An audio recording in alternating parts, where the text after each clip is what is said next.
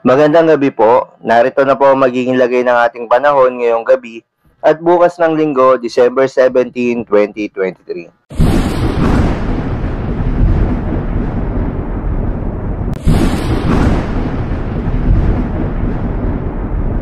Sa kasalukuyan nga ay Northeast Monsoon o yung hanging amihan ng patuloy na umiiral sa Northern Luzon.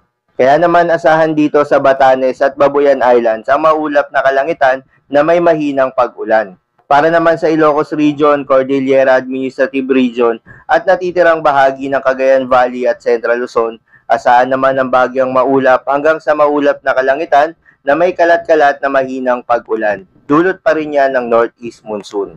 Para naman sa Metro Manila at iba pang bahagi ng bansa, asahan ng bahagyang maulap hanggang sa maulap na papawirin na may isolated rain showers or thunderstorms, dulot naman yan ng easterlies at localized thunderstorms. Kaya naman posible ang mga pagbaha o pagguho ng lupa during severe thunderstorms. Samantala, itong binabantayan na low pressure area ayon sa PAGASA ay nakapasok na ng ating Philippine Area of Responsibility na nasa layong 925 kilometers east of southeastern Mindanao. Ayon rin sa PAGASA ay hindi inaalis ang posibilidad na maging isang bagyo ito within the next 48 hours at ito ay tatawagin sa local name na Kabayan. Nagbabanta rin ito magpaulan bukas ng linggo sa ilang bahagi ng Visayas at Mindanao. Kaya naman pinag-iingat ng ating mga kababayan na maaaring maapektuhan ng nasabing sama ng panahon. Para naman sa lagay ng panahon bukas ng linggo, December 17, 2023 dito sa Luzon, asahan na magkakaroon ng surge ng Northeast Monsoon o ng hanging amihan dito sa Luzon. Kaya asahan na makararanas ng bahagya hanggang sa maulap na papawirin na may mga pulo-pulong mahinang pag-ulan kasama na dito ang Metro Manila, habang dito sa Tugigaraw ay asahan ng maulap na panahon dahil pa rin yan sa Northeast Monsoon.